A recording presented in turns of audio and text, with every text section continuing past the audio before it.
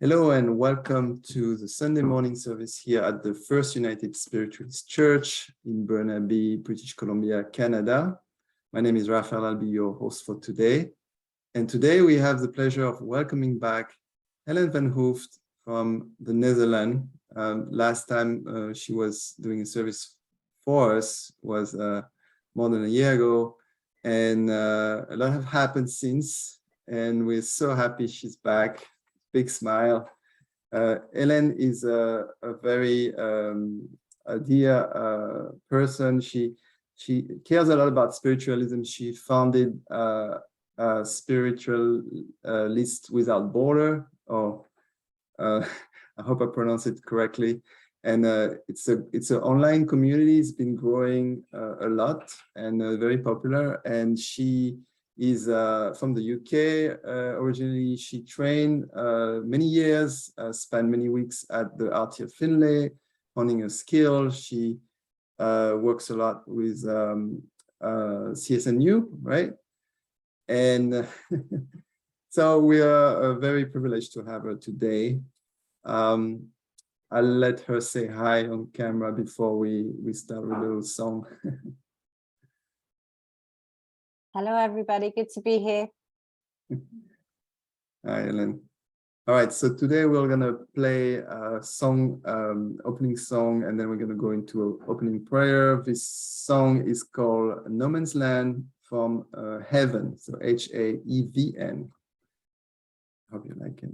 Call your lover up, tell her that you've gone. Say you'll be back again with lots of it or none. Tell her the promises to vanish in the sun, out in this no man's land. I'm trying to be me. So call your lover up and tell her what you see. Show her the passage to the endless field of me, where seasons change, oh, the colors of your tree, out in this no man's land. I'm trying to be me, out in this no man's land. I'm dying to be free. If only I could change, change. If only I could change, change. Well, 'cause in this no man's land, I'm trying to be me, out in this no man's land. I'm dying to be free.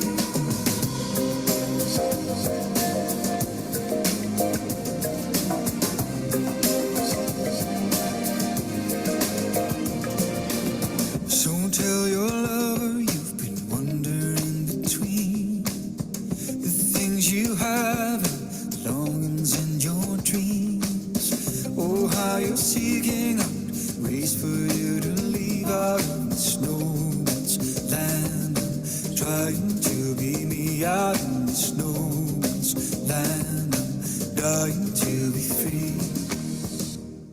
If only I could change, change.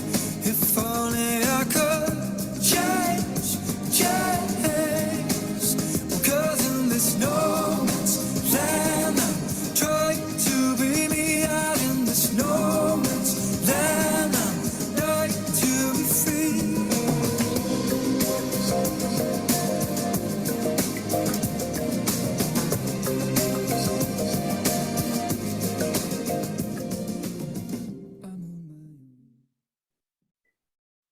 Now is our opening prayer with Helen.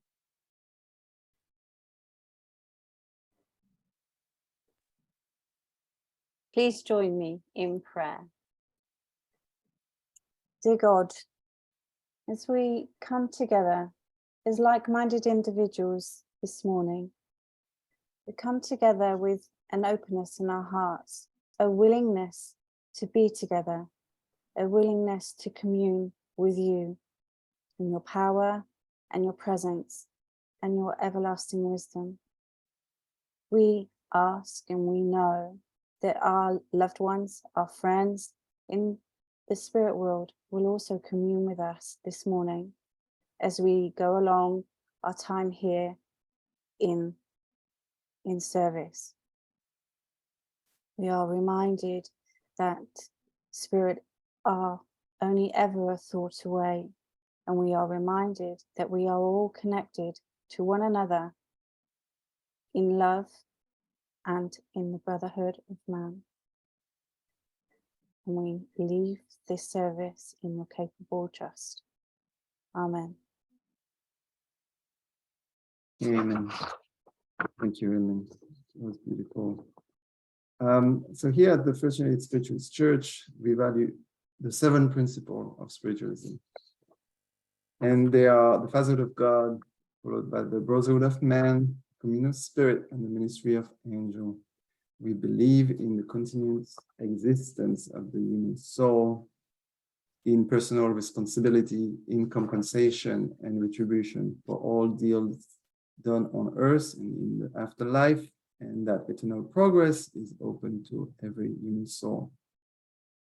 We also have embraced a quote given to us by a spirit called Silver Birch, channeled by British medium Maurice Barbenell, and that quote reads, "Our allegiance not to a creed, not to a book, but to the great spirit of life and its eternal natural laws."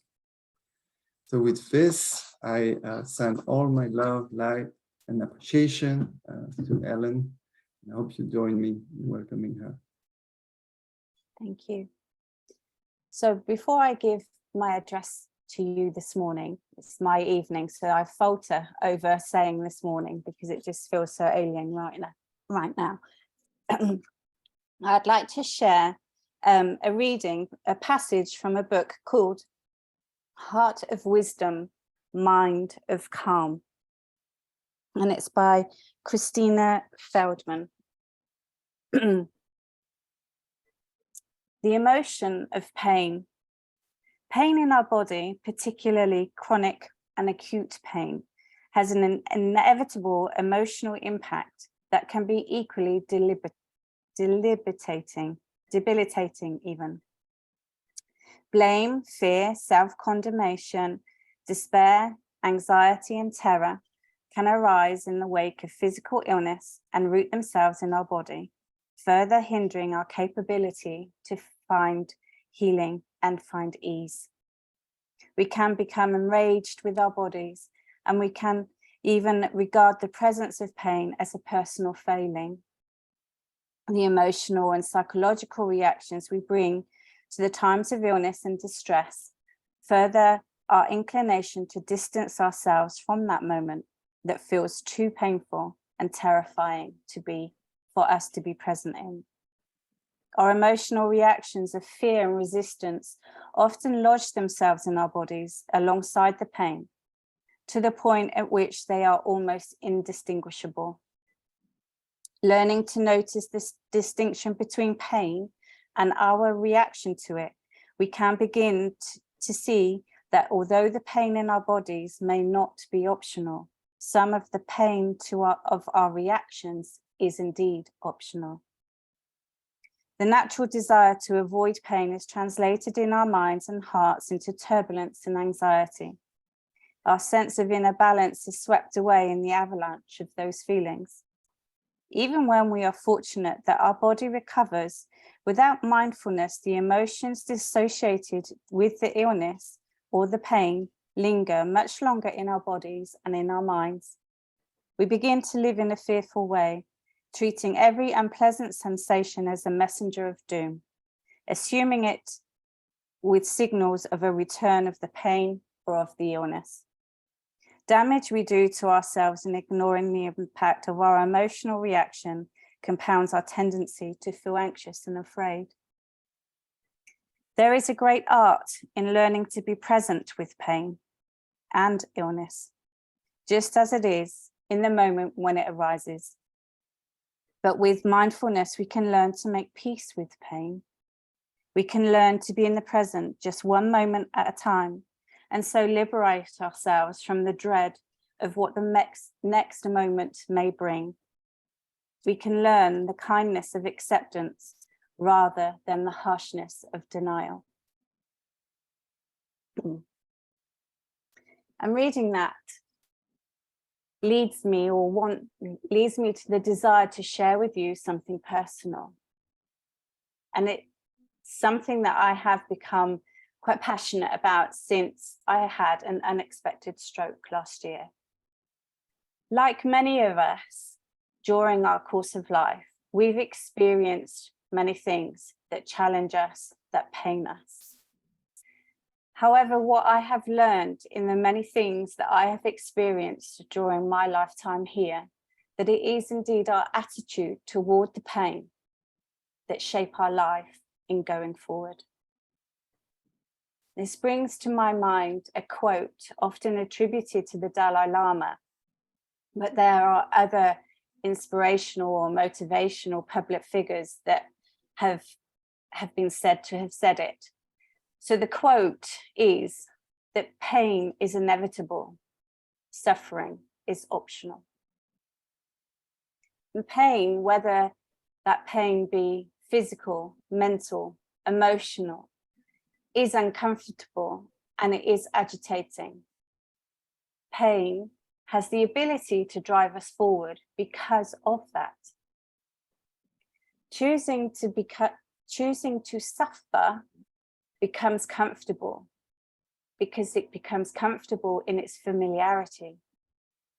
It has the ability to hold us in the moment, that moment of pain and anxiousness, and it will play on repeat. Pain, as I said, can move us forward, and it can move us toward healing, and healing creates growth on all levels. Suffering holds us in the mentality of unfairness. We stagnate when we choose suffering. Pain in its momentum to propel us forward will naturally create change. And that it will create change in our thinking, in our behaviors, change in our life circumstances, and change in our relationship statuses.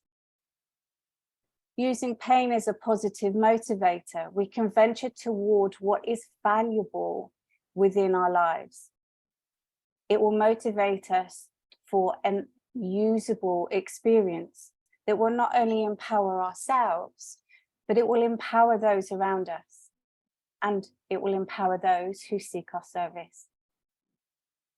The choice to suffer closes the space around us, and it will shut us off from any discernible perspective. We'll find ourselves in a place where we feel or we believe in that justification of how bad things are for us, how cruel life and the events of life are. And often it will descend us into a status of victimhood. In suffering, we allow ourselves to be on the receiving end of whatever life and our thoughts and our feelings throw at us.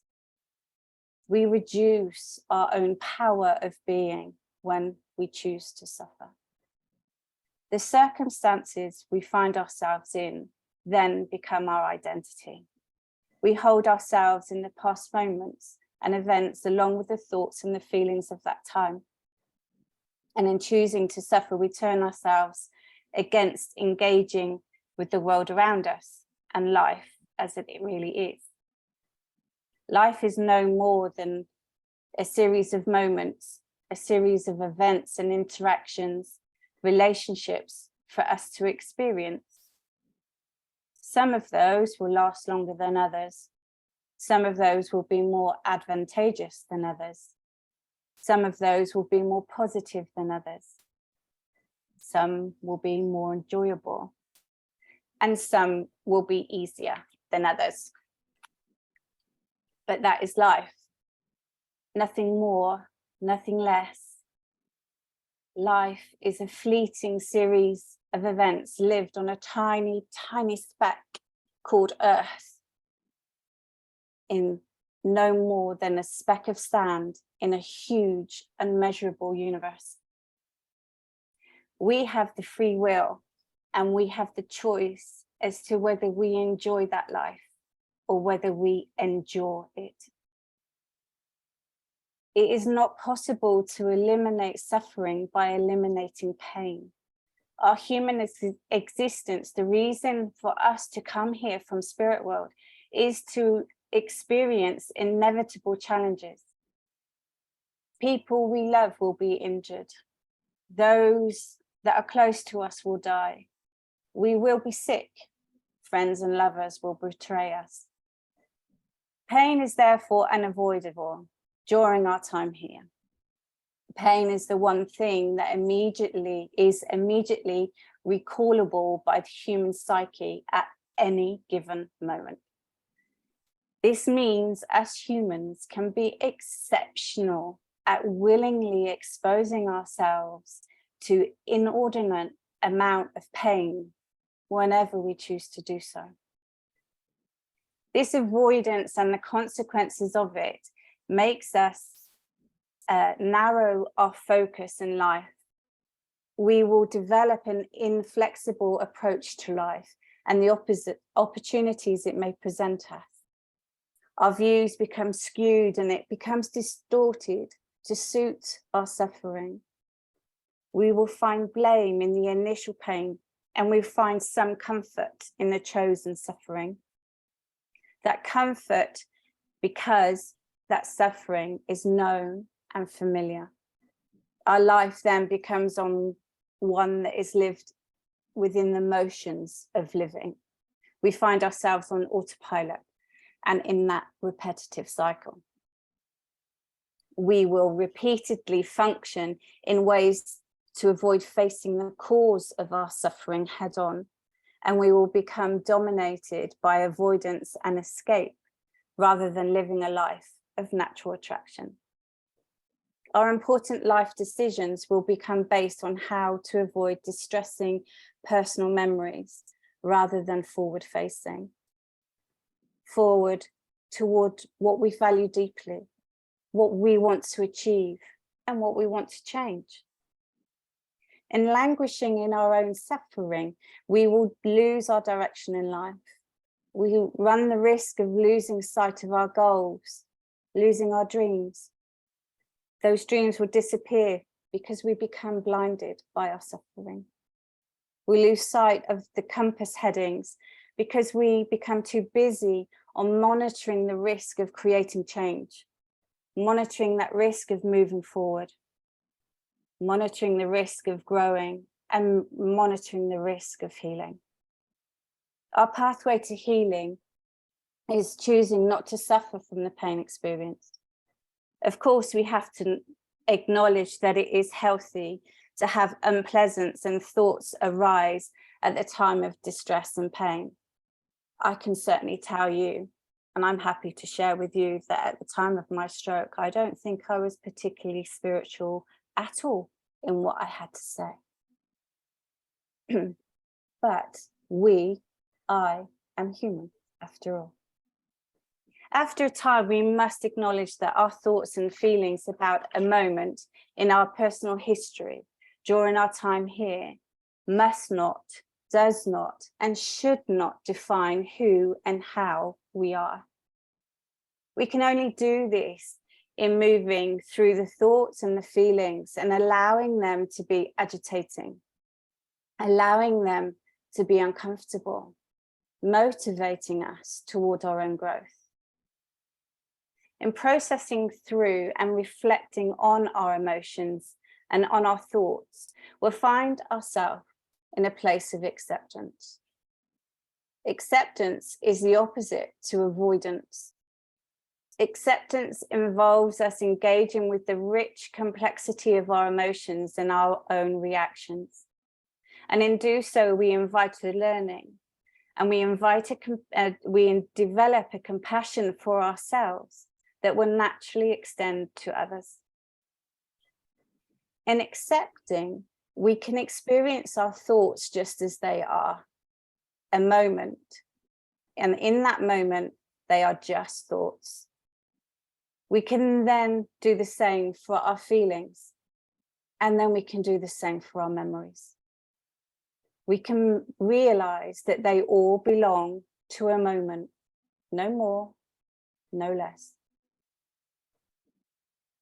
When we practice the art of acceptance, we heal, and when we practice the art of avoidance, we suffer repeatedly. It takes us just as much effort and just as much energy to practice avoidance and suffering as a way of life, as it does to have acceptance and healing as a way of life. So it's our personal responsibility to choose. Are we in line with the 7th principle of spiritualism? Eternal progress open to every human soul. Are we going to keep moving forward through the experiences of our life here? Or will we allow ourselves to stagnate? Will we allow ourselves to be a direct contradiction to this principle? Do we choose for our inevitable pain in life to become a blanket of suffering, making us small, rigid, that invariably cuts us off from our connection and compassion for not only ourselves, but for the others that cross our path?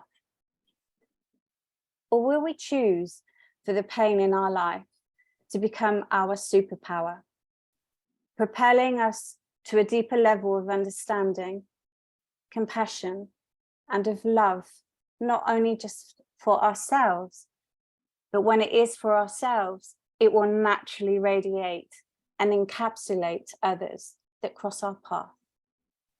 Healing like pain is agitating, confronting, and uncomfortable. Healing like pain demands our attention and our focus.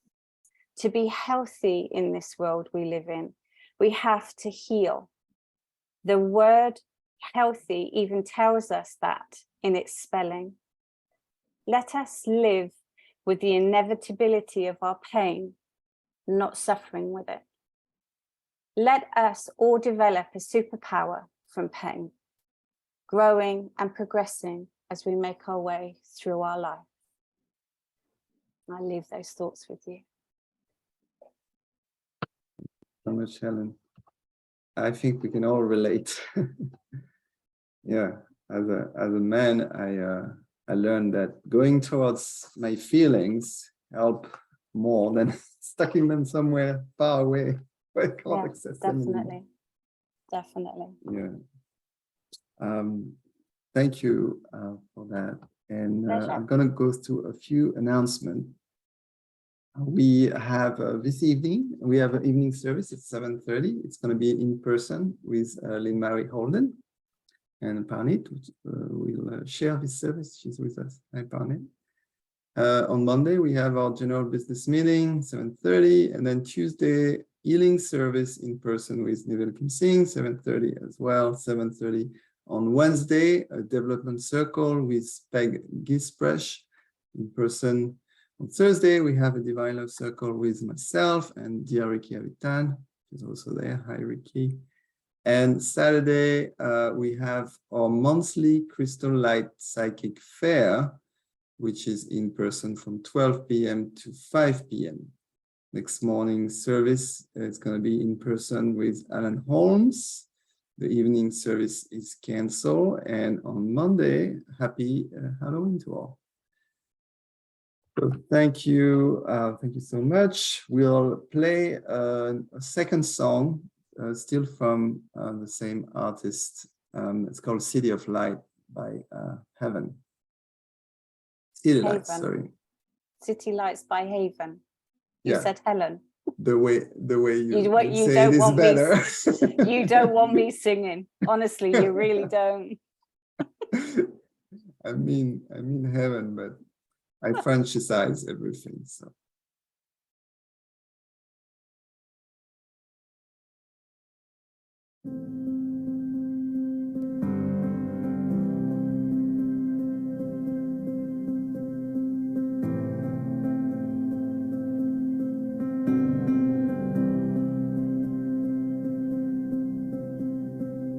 Waiting on the corner of a soul, rising up my heart, everyone will see. There's no wrong in all the things you told me. There's no wall for all the truth in me. When it's time to leave. us, baby. It's time for us to know. Not that we got lost, my baby. I've seen you grow. I can see it in your eyes, the city lightning. I just wanna see your eyes in city lightning.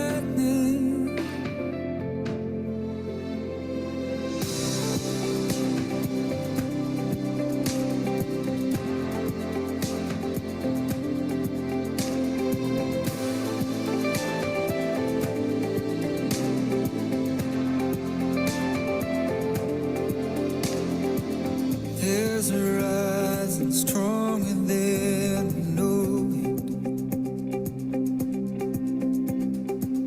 There's a hiding bigger than we see. Leave behind worry like you told me. Lights are on the other side of fear. Now it's time to break the walls, my baby. Time for us to go. And all the nights that we got lost, my baby, I've seen us grow. I can see it in your eyes, the city lightning. I just wanna see your eyes, the city lightning.